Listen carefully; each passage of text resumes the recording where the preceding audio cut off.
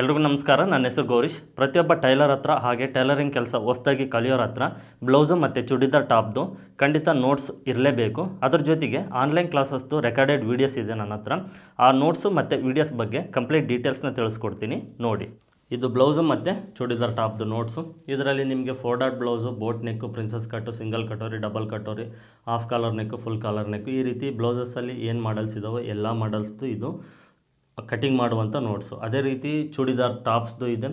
Side open top, boat neck, umbrella, full collar neck, half collar neck ಮತ್ತು A line kurta, ಈ ರೀತಿ ಚೂಡಿದಾರ್ ಟಾಪಲ್ಲಿ ಏನಿದಾವೆ ಎಲ್ಲ ಮಾಡಲ್ಸ್ದು ನಿಮಗೆ ನೋಟ್ಸ್ ಕಟಿಂಗ್ ಮಾಡುವಂಥ ನೋಟ್ಸು.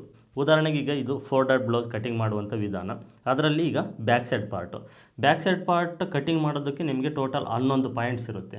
ಈ 11 ಪಾಯಿಂಟ್ಸ್ ಪ್ರಕಾರ ನೀವು ಒಂದು ಪಾಯಿಂಟ್ಸ್ನ ಓದ್ಕೊಂಡು ಮಾರ್ಕಿಂಗ್ ಮಾಡ್ತಾ ಬಂದರೆ ಬ್ಯಾಕ್ ಸೈಡ್ ಪಾರ್ಟ್ ಕಂಪ್ಲೀಟಾಗಿ ನೀವು ಮಾರ್ಕಿಂಗ್ ಮಾಡ್ಬೋದು. ಇದಕ್ಕೆ ನಿಮಗೆ ಉದಾಹರಣೆನೂ ಇರುತ್ತೆ ಮತ್ತು ಫಾರ್ಮುಲಾ ಇರುತ್ತೆ. ಇದರಲ್ಲೇ ನಿಮಗೆ ಈ ಪಾಯಿಂಟ್ಸಲ್ಲೇ ಫಾರ್ಮುಲಾನೂ ಇರುತ್ತೆ. ಆ ಫಾರ್ಮುಲಾ ಪ್ರಕಾರ ನೀವು ಶೋಲ್ಡರು, ನೆಕ್ ವಿಡ್ತ್, ಆರ್ಮಲ್ ಡೌನಿಂಗೆಲ್ಲ ಈಸಿಯಾಗಿ ಮಾರ್ಕಿಂಗ್ ಮಾಡ್ಬೋದು. ಯಾವುದೇ ಚೆಸ್ಟ್ ಮೆಜರ್ಮೆಂಟ್ ಇದ್ದರೂ ನೀವು ಕಟಿಂಗ್ ಮಾಡ್ಬೋದು.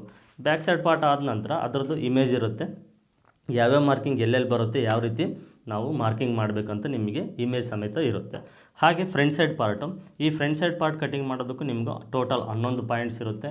ಇದು ಫಾರ್ಮುಲಾ ಪ್ರಕಾರನೇ ಇರುತ್ತೆ. ಇದ್ರ ಪ್ರಕಾರ ನೀವು ಫ್ರಂಟ್ ಸೈಡ್ ಪಾರ್ಟ್ನ ಮಾರ್ಕಿಂಗ್ ಮಾಡ್ಬೋದು. ಅದರದ್ದು ಡಯಾಗ್ರಾಮ್ ಇರುತ್ತೆ, ಇಮೇಜು, ಇದನ್ನು ನೋಡ್ಕೊಳ್ಬೋದು ನೀವೆಲ್ಲಾದರೂ ಮಿಸ್ಟೇಕ್ ಮಾಡಿದ್ದೆ. ನೆಕ್ಸ್ಟು ಕ್ರಾಸ್ ಬೆಲ್ಟ್ ಕಟಿಂಗ್ ಮಾಡೋದು, ಅದರದ್ದು ಪಾಯಿಂಟ್ಸ್ ಇರುತ್ತೆ, ಅದರದ್ದು ಇಮೇಜ್ ಇರುತ್ತೆ. ಇದ್ರ ಪ್ರಕಾರನೂ ನೀವು ಕ್ರಾಸ್ ಬೆಲ್ಟ್ನ ಕಟ್ ಮಾಡ್ಬೋದು.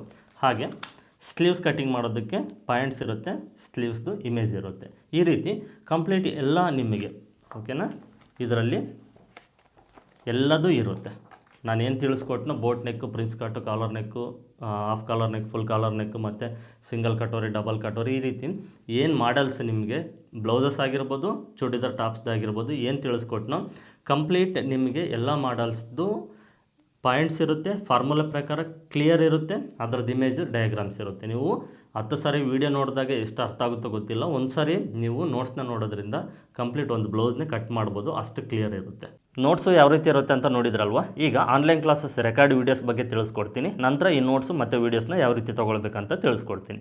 ಈ online classes recorded videos live ಏನಿರೋದಿಲ್ಲ, ರೆಕಾರ್ಡೆಡ್ ವೀಡಿಯೋಸು ಓಕೆನಾ. ಈ ರೆಕಾರ್ಡೆಡ್ ವೀಡಿಯೋಸಲ್ಲಿ ನಿಮಗೆ ಫಸ್ಟಿಂದ ಲಾಸ್ಟ್ವರೆಗೂ ಇರುತ್ತೆ. ಜಸ್ಟ್ ನಿಮಗೆ ಬೇಸಿಕ್ಸ್ ಗೊತ್ತಿದ್ರೆ ಸಾಕು.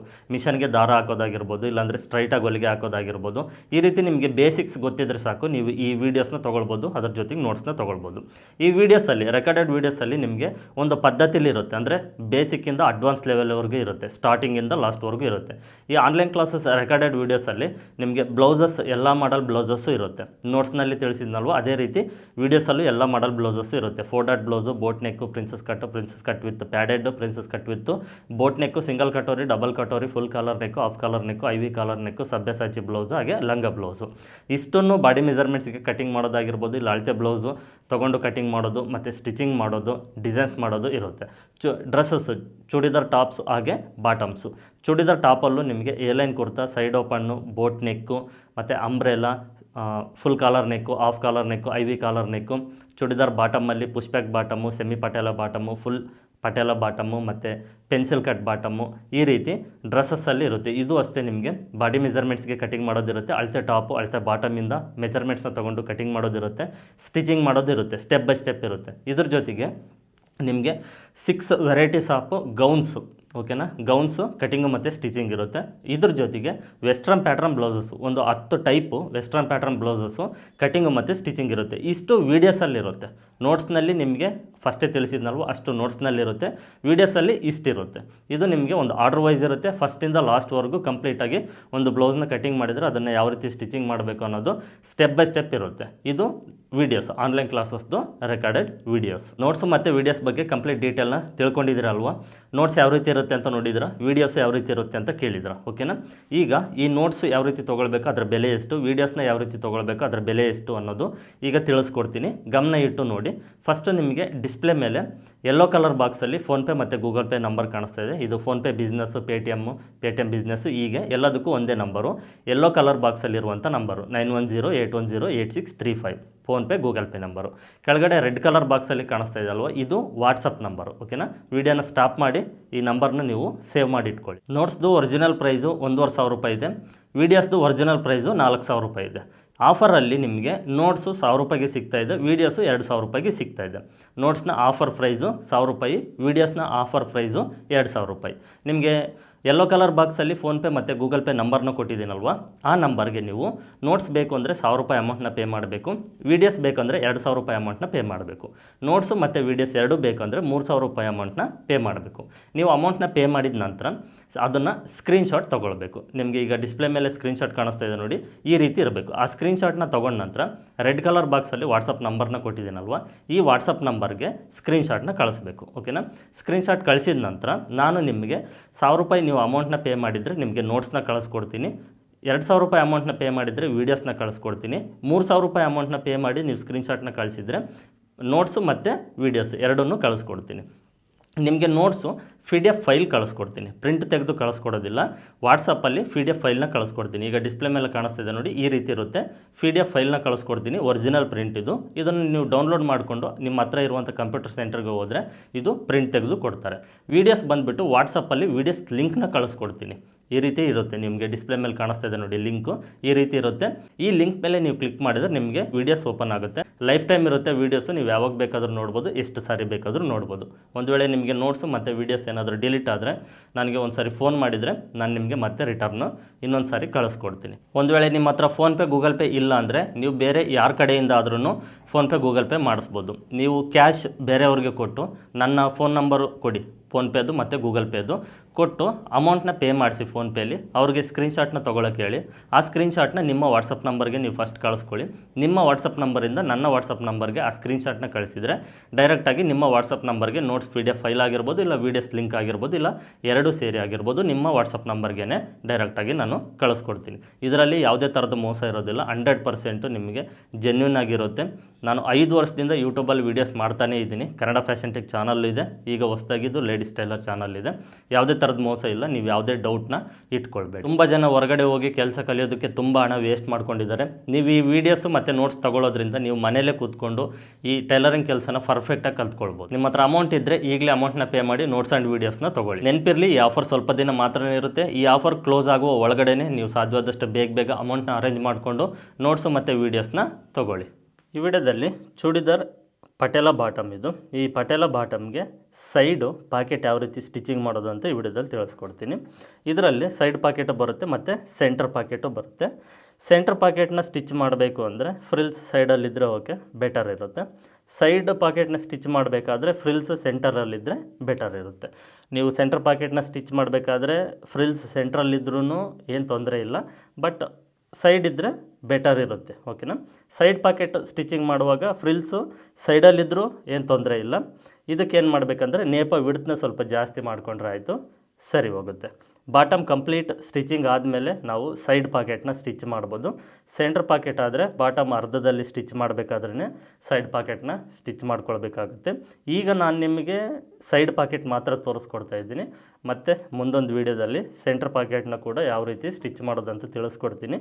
ಸೈಡ್ ಪಾಕೆಟ್ನ ಸ್ಟಿಚ್ ಮಾಡೋದಕ್ಕೆ ಕಂಪ್ಲೀಟ್ ನೀವು ಈ ಬಾಟಮ್ನ ಸ್ಟಿಚ್ ಮಾಡಿಕೊಂಡ್ರೆ ಆಯ್ತು. ಕಂಪ್ಲೀಟ್ ರೆಡಿ ಮಾಡ್ಕೊಳ್ಬೇಕು. ರೆಡಿ ಮಾಡಿಕೊಂಡ ನಂತರನೇ ನೀವು ಸ್ಟಿಚಿಂಗ್ ಮಾಡ್ಕೊಳ್ಬೇಕು ಸೈಡ್ ಪಾಕೆಟ್. ಓಕೆನಾ? ಈ ಫ್ರಿಲ್ಸ್ ಸೈಡಲ್ಲಿ ಇದ್ದು ಸೈಡ್ ಪಾಕೆಟೇ ಬೇಕು ಅಂದರೆ ಈ ನೇಪ ವಿಡ್ತ್ನ ನೀವು ಸ್ವಲ್ಪ ಜಾಸ್ತಿ ಮಾಡ್ಕೊಳ್ಬೇಕಾಗುತ್ತೆ. ಮ್ಯಾಕ್ಸಿಮಮ್ 7 ಇಂಚ್ವರೆಗೂ ಇರಲೇಬೇಕು. ಇದಕ್ಕೋಸ್ಕರ ನೋಡಿ, ಈ ನಾನು ಬೇರೆ ಕಲರ್ ಕ್ಲಾತ್ನ ತೊಗೊಂಡಿದ್ದೀನಿ ನಿಮಗೆ ಕ್ಲಿಯರಾಗಿ ಗೊತ್ತಾಗಲಿ ಅಂತ. ಓಕೆನಾ? ನೀವು ಬಾಟಮ್ ಯಾವ ಕಲರ್ ಬಾಟಮ್ ಪೀಸಲ್ಲೇ ನೀವು ಜೇಬ್ ಪಾಕೆಟ್ನ ನೀವು ಸ್ಟಿಚ್ ಮಾಡಿದರೆ ಯಾವುದು ಏನು ಕಾಣಿಸೋದಿಲ್ಲ, ಫಿನಿಶಿಂಗ್ ನೀಟಾಗಿರುತ್ತೆ. ನಿಮಗೆ ಗೊತ್ತಾಗಲಿ ಅಂತ ಬೇರೆ ಕಲರ್ ಕ್ಲಾತ್ನ ತೊಗೊಂಡಿದ್ದೀನಿ. ಇದು ಅಗಲ ಬಂದುಬಿಟ್ಟು ಒಂದು 7 ಇಂಚ್ವರೆಗೂ ಇರಲಿ. ಈ ಲೆಂತ್ ಬಂದುಬಿಟ್ಟು ಉದ್ದ ಒಂದು 20 ಇಂಚ್ವರೆಗೂ ಇರಲಿ ಅಂದಾಜು. ಓಕೆನಾ? ನೆಕ್ಸ್ಟು ಇದು ನೀವೊಂದು 2 ಇಂಚ್ ಅಗಲ ಮತ್ತು ಒಂದು 7 ಇಂಚ್ವರೆಗೂ ಉದ್ದ ಒಂದು ಪೀಸ್ನ ತೊಗೊಳ್ಬೇಕು, 2 ಪೀಸು. ಇದಾದ ನಂತರ ಫಸ್ಟು ಸೆಂಟರು ನೀವು ಫಸ್ಟ್ ಸೆಂಟ್ರನ್ನ ಮಾರ್ಕ್ ಮಾಡ್ಕೊಳ್ಬೇಕು. ಓಕೆನಾ? ನೇಪ ಕರೆಕ್ಟಾಗಿ ಸೆಂಟ್ರನ್ನ ನೋಡ್ಕೊಳ್ಬೇಕು. ಸೆಂಟರಿಂದ ಈಗ ನಾನಿದು ರೈಟ್ ಸೈಡ್ಗೆ ತೋರಿಸ್ಕೊಡ್ತಾ ಇದ್ದೀನಿ. ಓಕೆನಾ? ನೀವು ಲೆಫ್ಟ್ ಸೈಡ್ ಬೇಕಾದರೂ ಹಾಕ್ಕೊಳ್ಬೋದು, ಇಲ್ಲ ರೈಟ್ ಸೈಡ್ ಬೇಕಾದರೂ ಹಾಕ್ಕೊಳ್ಬೋದು. ಈ ಸೈಡಿಂದ ಜನರಲ್ಲಾಗಿ 2 ಇಂಚ್ವರೆಗೂ ತೊಗೊಳ್ಳಿ. 2 ಇಂಚಿಗೆ ಒಂದು ಮಾರ್ಕ್ ಮಾಡ್ಕೊಳ್ಳಿ. ಇದನ್ನು ಸ್ಟ್ರೈಟಾಗಿ ಮಾರ್ಕ್ ಮಾಡ್ಕೊಳ್ಳಿ 2 ಇಂಚ್.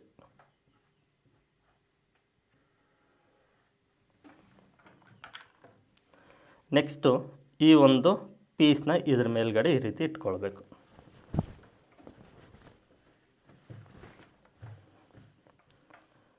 ಮೇಲ್ಗಡೆ ನಮಗೆ ನಾಡ ಇರುತ್ತೆ, ಈ ನಾಡ ನೀವು ಬಿಡಬೇಕಿಲ್ಲಿ, ಓಕೆನಾ. ನಾಡ ಮತ್ತೆ ಸ್ಟಿಚ್ ಮಾಡಿದರೆ ಕಷ್ಟ ಆಗುತ್ತೆ, ನಾಡ ನೋಡಿಕೊಂಡು ಸ್ಟಿಚ್ ಮಾಡಬೇಕಾಗುತ್ತೆ. ಇದು ಈ ರೀತಿ ಮಾರ್ಕ್ ಕಾಣಿಸುತ್ತಲ್ವ, ಸೆಂಟರ್ಗೆ ಈ ಕ್ಲಾತ್ನ ಇಟ್ಕೊಂಡು ಮೇಲ್ಗಡೆ ನಾಡ ಬಿಟ್ಟು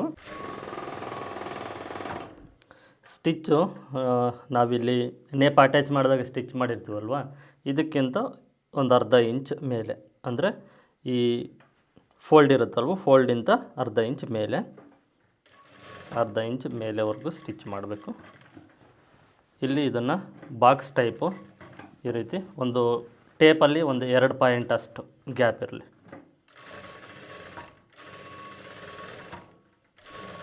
ಇಲ್ಲಿ ಅಷ್ಟೇ ನಾಡ ಬಿಟ್ಟು ಕರೆಕ್ಟಾಗಿ ಒಂದು ಅರ್ಧ ಮುಕ್ಕಾಲು ಇಂಚು ಡೌನ್ ಇರಲಿ.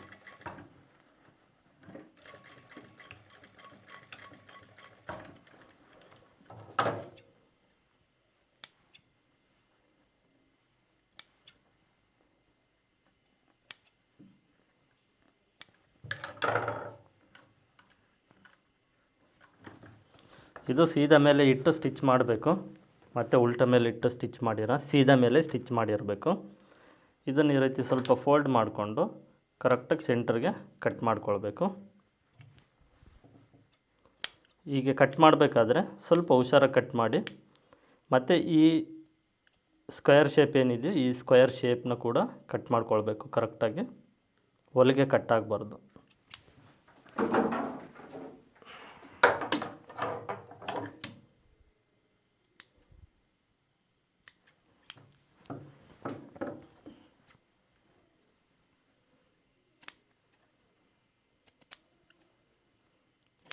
ಈ ರೀತಿ ಕಟ್ ಮಾಡಬೇಕಾದ್ರೆ ಸ್ವಲ್ಪ ಹುಷಾರು.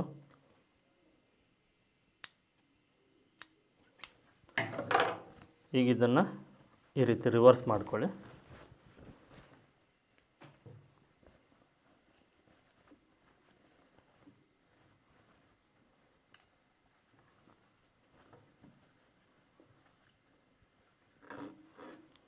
ರಿವರ್ಸ್ ಮಾಡಿಕೊಂಡ ನಂತರ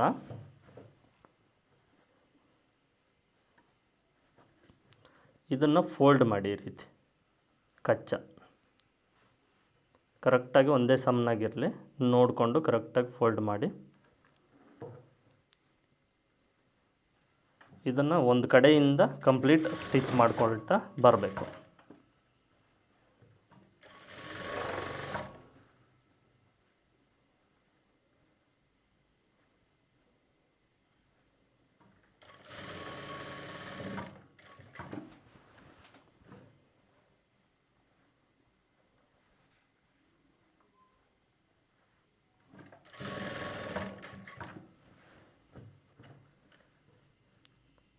ನಿಮ್ಗೆ ಸ್ವಲ್ಪ ಇದ್ರ ಬಗ್ಗೆ ಪ್ರಾಕ್ಟೀಸ್ ಆಗೋವರೆಗೂ ನೀವು ನಿಧಾನವಾಗಿ ನೋಡಿಕೊಂಡು ಸ್ಟಿಚ್ ಮಾಡಿ, ಅವಸರ ಪಡಬೇಡಿ. ಕಚ್ಚಾ ಎಲ್ಲ ನೀಟಾಗಿ ಫೋಲ್ಡ್ ಮಾಡಬೇಕು.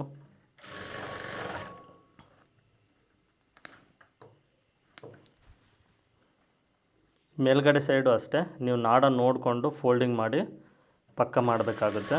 ನಾಡ ಮೇಲೆ ಮತ್ತೆ ಸ್ಟಿಚ್ ಬಂದರೆ ಪಾಠ ಮಕ್ಕೊಂಡಾಗ ಟೈಟ್ ಮಾಡ್ಕೊಳ್ಳೋದಕ್ಕೆ ಬರೋದಿಲ್ಲ.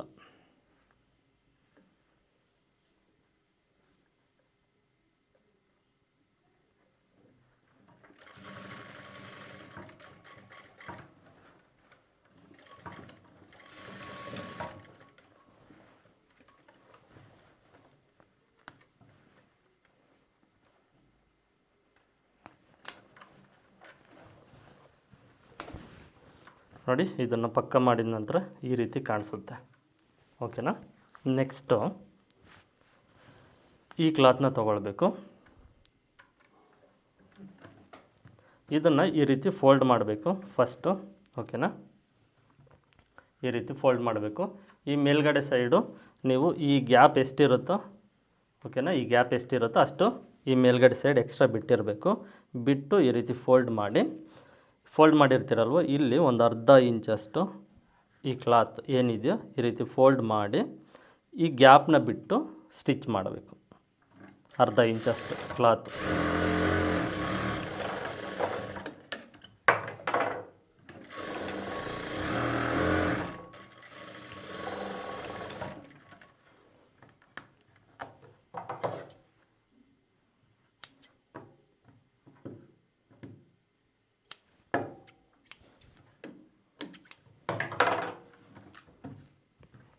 ಇದನ್ನು ಪಕ್ಕ ಮಾಡ್ಕೊಳ್ಳಿ.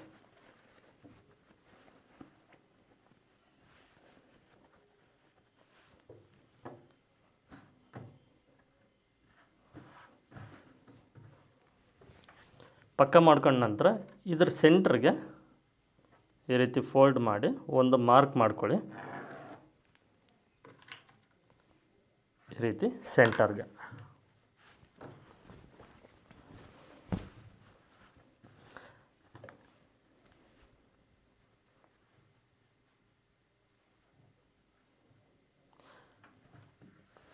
ನೋಡಿ, ಉಲ್ಟಾ ಮೇಲೆ, ಓಕೆನಾ, ಉಲ್ಟಾ ಮೇಲೆ ಇದನ್ನು ಈ ರೀತಿ ಇಟ್ಕೊಳ್ಬೇಕು.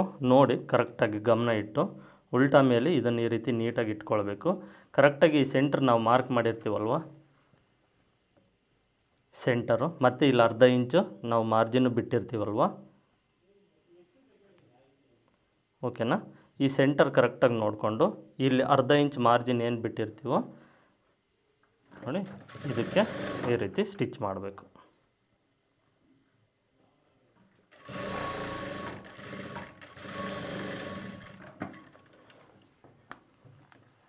ನೀವು ಇದನ್ನು ಡೈರೆಕ್ಟಾಗಿ ಇಲ್ಲಿಂದನೇ ಸ್ಟಿಚ್ ಮಾಡ್ಬೋದು. ಅಂದರೆ ಈ ರೀತಿ ಜೋಡಿಸ್ಕೊಂಡು ಆ ಕಡೆ ಸೈಡಿಂದ ಸ್ಟ್ರೈಟಾಗಿ ನೀವು ಸ್ಟಿಚ್ ಮಾಡ್ಬೋದು, ಇಲ್ಲ ಸೆಂಟ್ರಿಂದ ಆದರೂ ನೀವು ಸ್ಟಿಚ್ ಮಾಡ್ಬೋದು.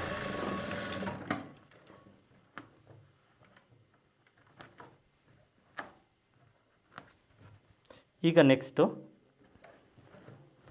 ಈ ಕಡೆ ಸೈಡಿಂದ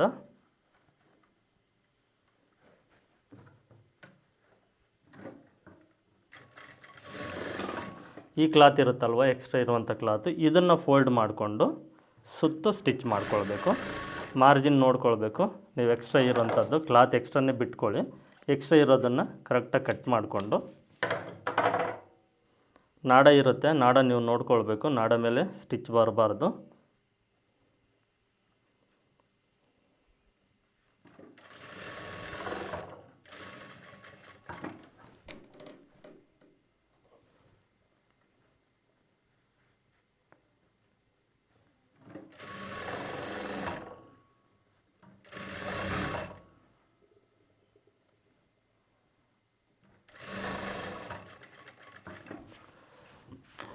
ಇದು ನೀವು ಸೇಮ್ ಕಲರ್ ಕ್ಲಾತ್ನ ಹಾಕಿದರೆ ನಿಮಗೆ ಕಚ್ಚಾ ಮತ್ತು ಥ್ರೆಡ್ಡು ಯಾವುದು ಕಾಣಿಸೋದಿಲ್ಲ. ಫಿನಿಶಿಂಗು ತುಂಬ ನೀಟಾಗೇ ಇರುತ್ತೆ. ಹೀಗೆ ರಫ್ ಮಾಡಿ ಇದನ್ನು ಥ್ರೆಡ್ ಕಟ್ ಮಾಡಿದರೆ ಮುಗೀತು ಅಷ್ಟೇ.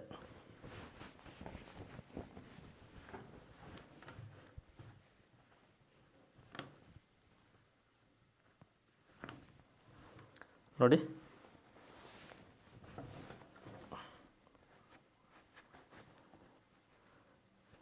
ಓಕೆನಾ.